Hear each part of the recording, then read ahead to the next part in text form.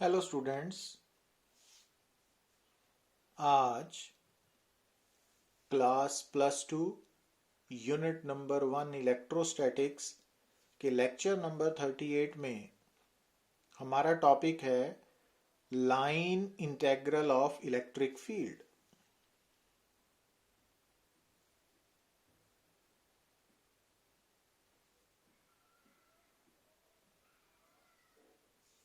अब सबसे पहले जैसा कि हमें मालूम है कि जो फोर्स है वो बेसिकली दो तरह की है, एक नॉन कंजर्वेटिव फोर्स, दूसरी कंजर्वेटिव फोर्स। तो और ये जो कैटेगराइज किया हमने फोर्स को, वो वर्क डन के बिहाफ पे हमने इनको कैटेगराइज किया है। क्योंकि अगर किसी फोर्स का वर्क डन या against the work done independent of path हो तो वो कंजर्वेटिव फोर्स होती है, और अगर वो डिपेंडेंट ऑन पाथ हो तो नॉन कंजर्वेटिव फोर्स। और नॉन कंजर्वेटिव फोर्स, जैसा कि आपको +1 में बताया जाता है कि वो विस्कस फोर्स है, फ्रिक्शन है, ये नॉन कंजर्वेटिव फोर्सेस हैं। जबकि कंजर्वेटिव फोर्स में ग्रेविटेशनल फोर्स जो हमने +1 में डिस्कस किए, और इलेक्ट्रोस्टैटिक फोर्स जो अब हम डिस्कस कर रहे हैं, इलेक्ट्रिक फोर्स। अब जो कंजर्वेटिव फोर्स इलेक्ट्रिक फोर्स है वो basically action at A distance force है। इसको भी हम ऑलरेडी डिस्कस कर चुके हैं कि ये फोर्स दो चार्ज पार्टिकल्स के बीच में, जब उनके बीच में कोई फिजिकल कांटेक्ट नहीं है तब भी एक्ट कर सकती है। तो अब इस इलेक्ट्रोस्टैटिक फोर्स की जो नेचर है वो कंजर्वेटिव फोर्स है। तो अब नॉन कांटेक्ट फोर्स होने के कारण, action at A distance force होने के कारण, ये जो फोर्स है वो थ्रू इलेक्ट्रिक फील्ड एक्ट करती है। तो इट मीन्स जो इलेक्ट्रिक फील्ड इलेक्ट्रोस्टैटिक फोर्स के लिए रिस्पॉन्सिबल है वो भी कंजर्वेटिव फील्ड है। तो जैसा कि हम शुरू से डिस्कस कर रहे हैं कि जो electric field charges at rest produce करते हैं ना, वो इलेक्ट्रोस्टैटिक फील्ड है और वो कंजर्वेटिव फील्ड।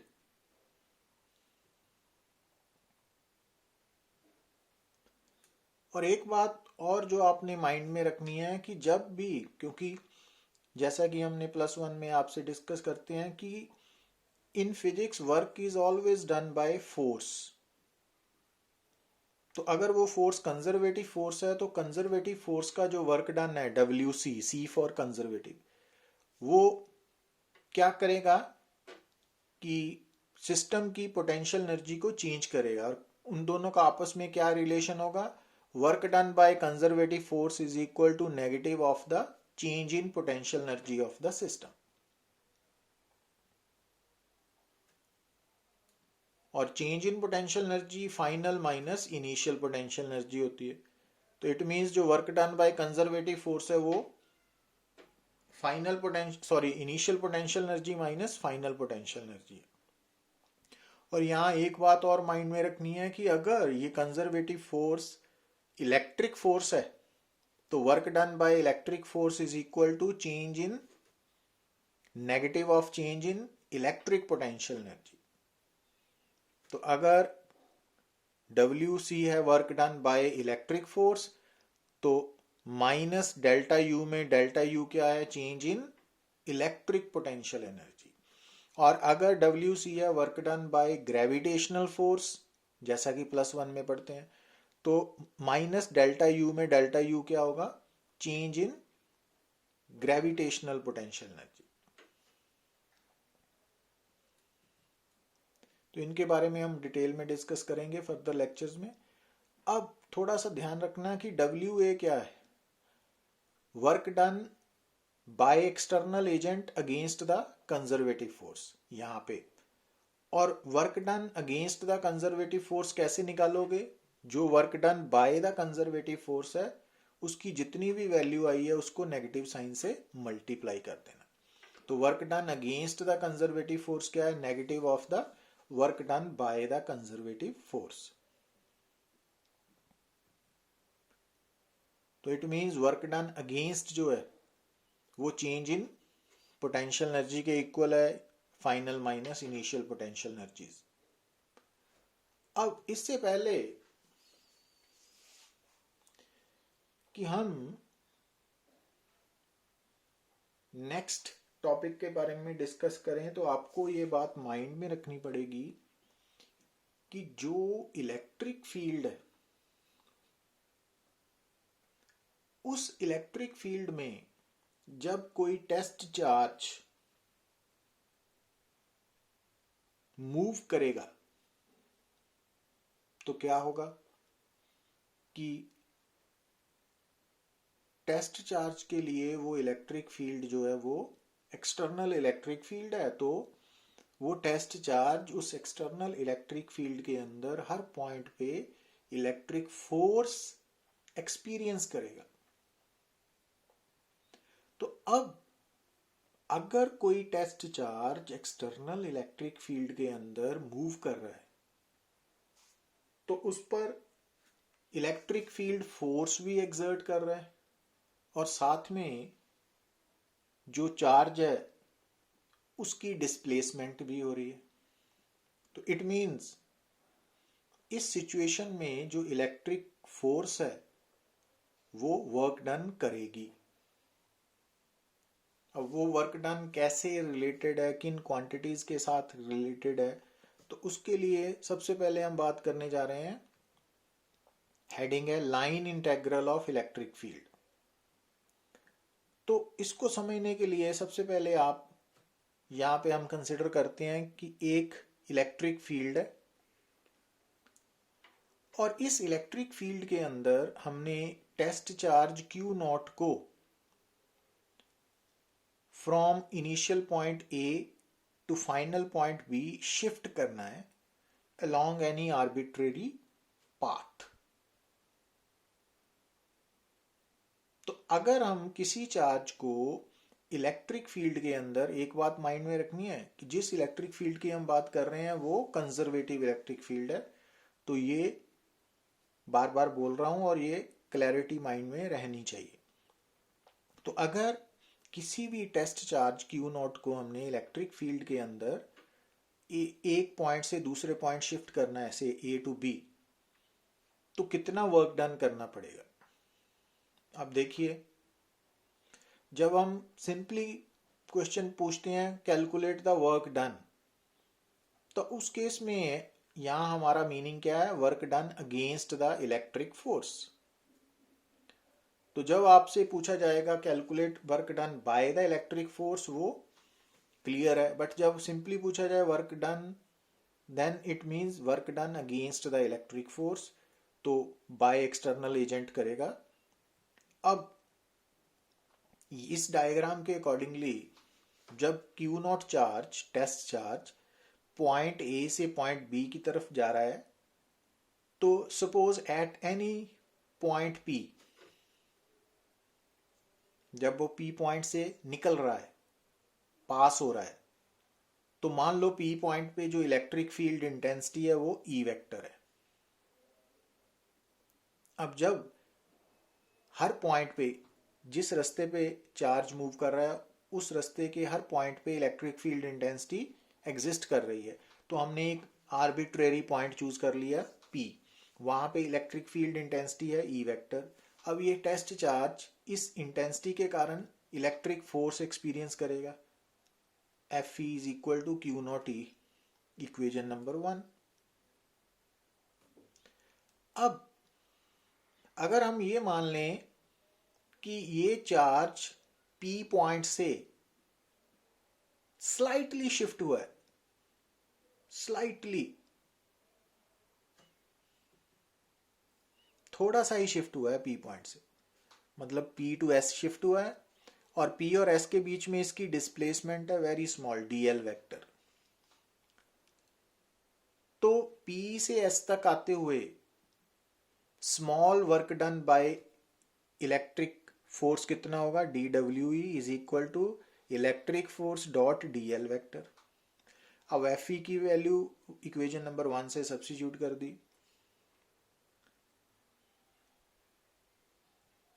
अब अगर हमने total work done by electric force calculate करना है तो हम क्या करेंगे, इस इक्वेशन को इंटीग्रेट करेंगे फ्रॉम ए टू बी, तो integration sign from A to B, ये total work done by electric force हो गया डब्ल्यू ई। अब क्योंकि क्यू नॉट कांस्टेंट है उसको इंटीग्रेशन साइन से बाहर ले लिया, तो इक्वेशन नंबर 2 बन गई। अब जैसा कि मैंने पहले बताया, work done against the electric force कैसे आएगा, work done by the electric force का नेगेटिव होगा, तो इट मींस ये इक्वेशन जो है वो work done by the against the electric force represent कर रही है, minus Q not integration of E dot D L. अब इस इक्वेशन में जो आप टर्म देख रहे हो E dot D L integration sign red colour के बीच वाली, तो इसको हम बोलते हैं line integral of electric field between points A and B. तो line integral of electric field between points A and B को मैथमेटिकली लिखने का क्या फार्मूला है, E vector dot D L vector integration from A to B.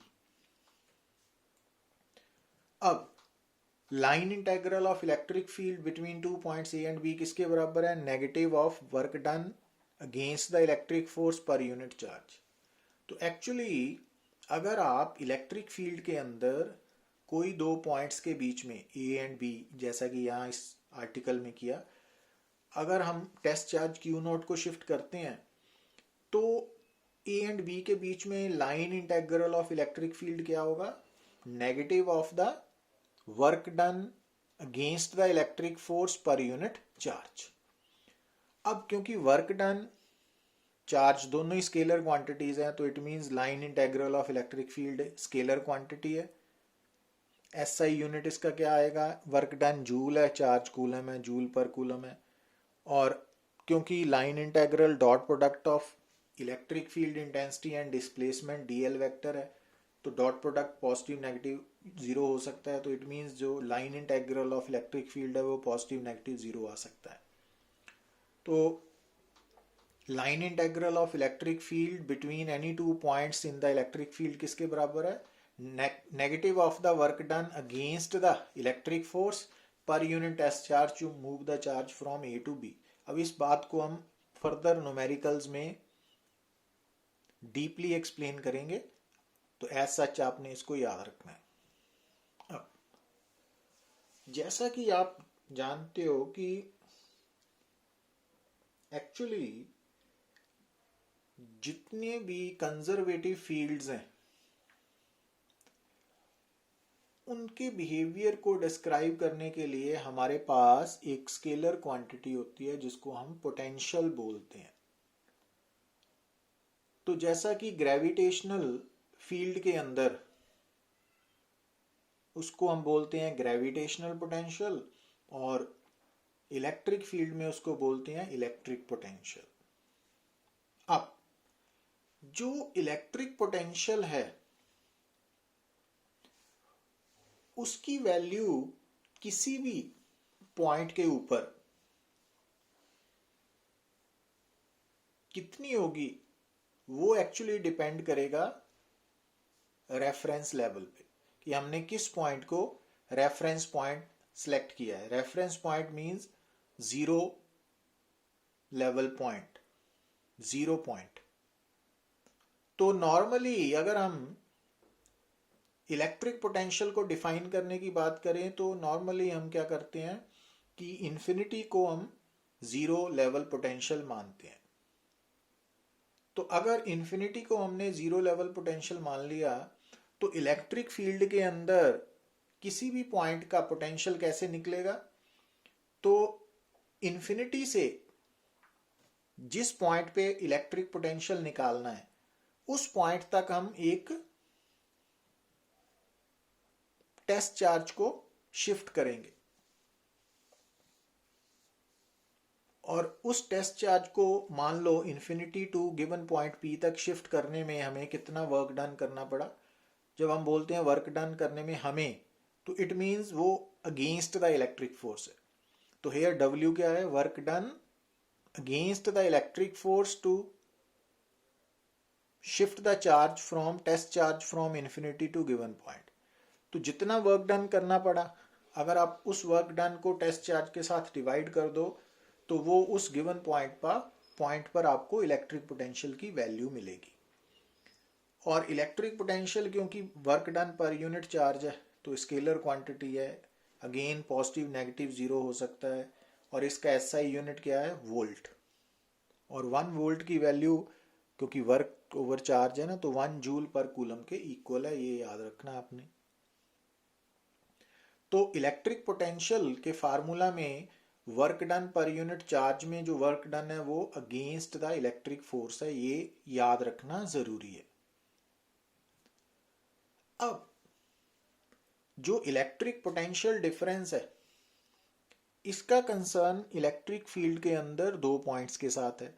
तो जैसा कि आपको नजर आ रहा है ए एंड बी पॉइंट्स, तो अगर आप ए एंड बी पॉइंट्स पे पोटेंशियल डिफरेंस कैलकुलेट करना चाहते हो तो मान लो ए इनिशियल पॉइंट है, बी फाइनल पॉइंट है, तो हम क्या करेंगे, इनिशियल पॉइंट ए से फाइनल पॉइंट बी तक इलेक्ट्रिक फील्ड के अंदर टेस्ट चार्ज को अगर शिफ्ट करने में हमें वर्क डन करना पड़ रहा है डब्ल्यू ए बी, और अगेन हमें means against the electric force.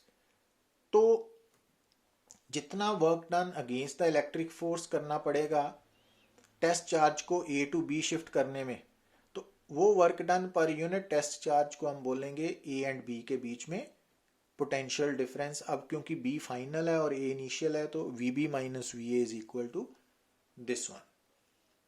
और अगेन वर्क डन स्केलर है, चार्ज स्केलर है, तो पोटेंशियल डिफरेंस भी स्केलर क्वांटिटी है, इसका एसआई यूनिट भी सेम है, वोल्ट, पॉजिटिव नेगेटिव जीरो हो सकता है। अब एक बात और माइंड में रखनी है कि अगर आपसे कोई पूछे कि electric potential difference and electric potential में मोर बेसिक कौन है, तो potential difference is more basic. Actually electric potential भी पोटेंशियल डिफरेंस ही है, but between given point and infinity. तो जब 2 पॉइंट्स में से एक पॉइंट इन्फिनिटी में है तो पोटेंशियल बिकम्स, दोनों के बीच में जो पोटेंशियल डिफरेंस है that is known as electric potential. अब देखिए कि जब कोई चार्ज पार्टिकल इलेक्ट्रिक फील्ड के अंदर मूव करेगा तो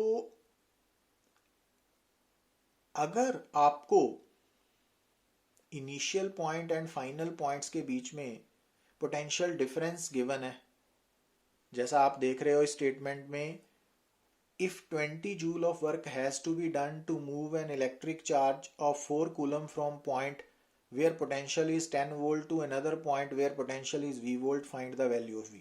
तो आपको 2 पॉइंट्स गिवन है, मान लो A एंड B, तो A इनिशियल पॉइंट का पोटेंशियल गिवन है 10 वोल्ट, फाइनल का निकालना है, और चार्ज जो शिफ्ट हो रहा है वो 4 कूलम है, और वर्क डन 20 जूल गिवन है। तो अब आपको यहाँ याद आना चाहिए कि 2 पॉइंट्स के बीच में potential difference V B minus V A क्या होता है, work done per unit charge. अब वर्क डन भी गिवन है, चार्ज भी गिवन है, वी ए की वैल्यू भी गिवन है, तो वी निकल आएगा, वी बी की वैल्यू 15 वोल्ट।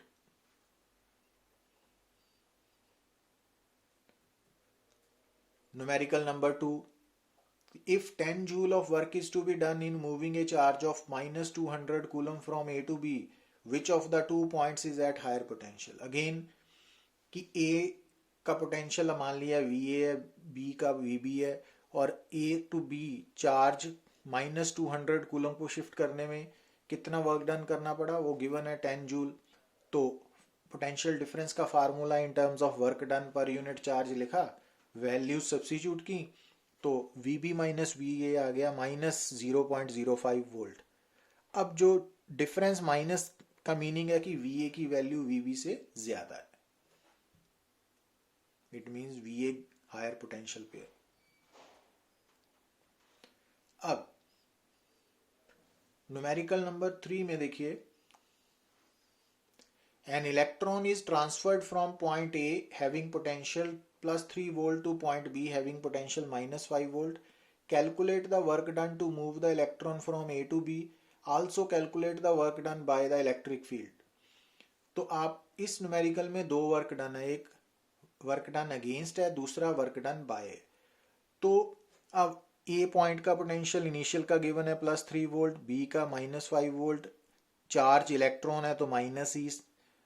तो जितने भी स्केलर क्वांटिटीज के फार्मूला है उसमें वैल्यू सब्स्टिट्यूट करते वक्त आपने विद प्रॉपर साइन सब्स्टिट्यूशन करनी है। तो WAV वर्क डन निकालना है, तो पोटेंशियल डिफरेंस के फार्मूला में जो वैल्यूज है सब्स्टिट्यूट की और ये आंसर आ गया। अब ये जो WAB है ना, ये है वर्क डन अगेंस्ट, हमने साथ में वर्क डन बाय भी निकालना है। तो जैसा कि पहले बताया, work done by the electric force and work done against the electric force वो नेगेटिव साइन के साथ रिलेटेड है। इट मीन्स जो work done by the electric force है वो क्या होगा, जितना अगेंस्ट था उसको नेगेटिव के साथ मल्टीप्लाई कर दिया।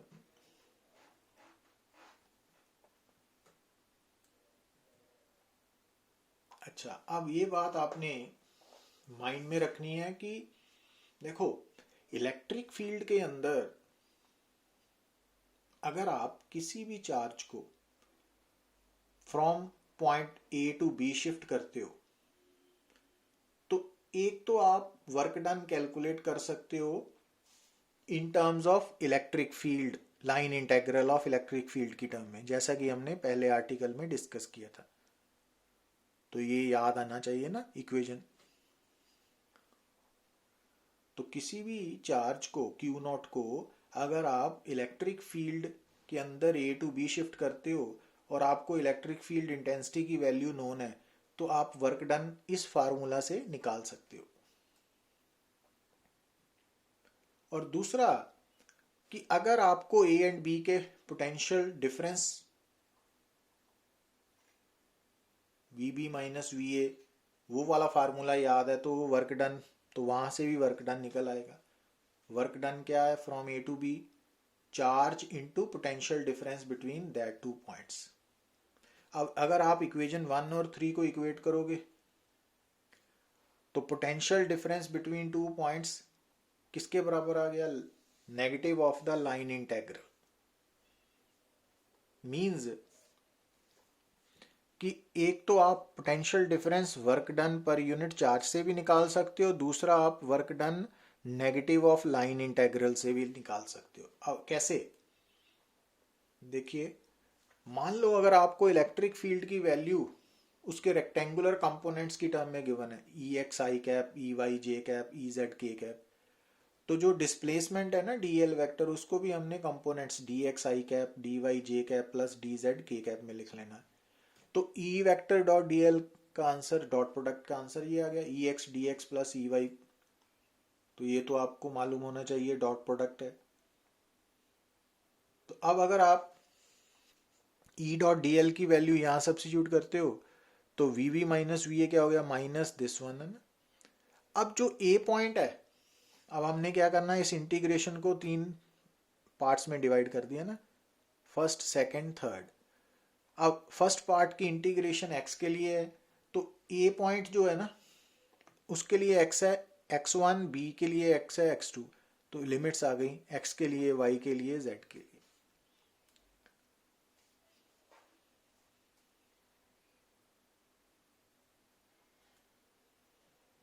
अब जैसे ये न्यूमेरिकल है, अब इस न्यूमेरिकल में आपको इलेक्ट्रिक फील्ड इंटेंसिटी का मैग्नीट्यूड है 5 न्यूटन पर कूलम और इलेक्ट्रिक फील्ड की डायरेक्शन है अलोंग पॉजिटिव x, और हमने 2 पॉइंट्स A एंड B के बीच में पोटेंशियल डिफरेंस निकालना है। तो अब यहाँ पे इलेक्ट्रिक फील्ड इंटेंसिटी की प्रेजेंस में हमने पोटेंशियल डिफरेंस निकालना है, तो यहाँ पे जो लास्ट डिस्कस किया फार्मूला पोटेंशियल डिफरेंस का, ये वाला अप्लाई होगा ना। अब इस फार्मूला में क्योंकि E वेक्टर हमें गिवन है 5 न्यूटन पर कूलम आई कैप, अब आई कैप का कॉफिशिएंट जो है वो EX है, तो इट मीन्स EX हो गया 5 और EY EZ मिसिंग है, वो 0 है ना, वो एब्सेंट है, गिवन ही नहीं है, 0 है। अब जो इनिशियल पॉइंट ए के कोऑर्डिनेट्स हैं 0 2, इट मीन्स x भी गिवन है 0, y है 2 मीटर और z एब्सेंट है, इट मीन्स वो 0 ही है। अब b के लिए 5 metre 3 metre means x given है, y गिवन है, z गिवन है ना। तो अब वो वैल्यूज यहाँ सब्स्टिट्यूट कर देनी हमने, लिमिट्स। अब इसको सॉल्व करके आंसर आ जाएगा।